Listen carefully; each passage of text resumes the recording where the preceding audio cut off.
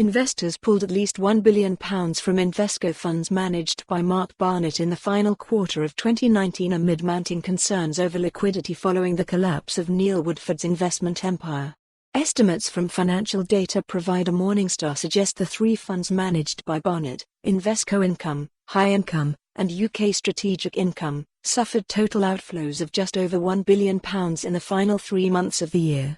Read more. Edinburgh Investment Trust sacks Invesco's Mark Barnett over poor performance. Over the past 3 years, Barnett's funds have fallen in value from £16 billion to £8.5 billion at the end of 2019. The manager, who took over from mentor Neil Woodford at Invesco in 2014, moved to reassure investors in November that his funds would not fall victim to the liquidity problems that helped bring down Woodford's company last year. Barnett took the unusual step after being hit by Morningstar downgrades on 2 funds over their exposure to smaller and illiquid companies.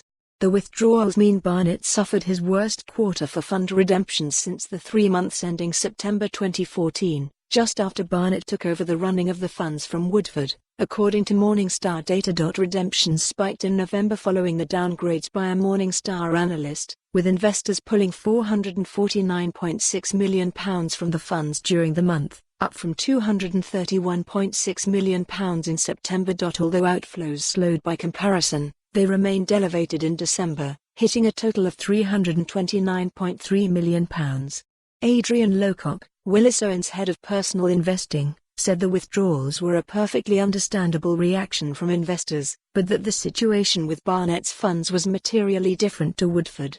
A key reason for this, Lowcock continued, is that Invesco has stronger compliance and risk management departments than Woodford's firm, and that while Barnett is a high-profile manager, he is one of many employees at Invesco and not its sole star manager.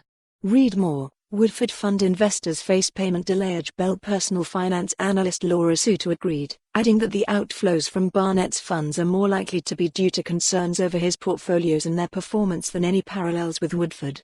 Earlier this month, pensions provider Zurich pulled Barnett's Income and High Income from the selection of funds it offers to customers. Zurich said in a statement it had become concerned about an ongoing reduction in size of the funds and the manager's ability to manage liquidity effectively over the longer term. Invesco declined to comment on the outflows, news of which was first reported by CityWire, but a spokesperson said the investment company was disappointed with Zurich's decision.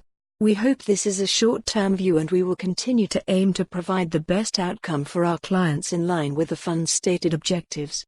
I stand for more on this story. Visit the news article link.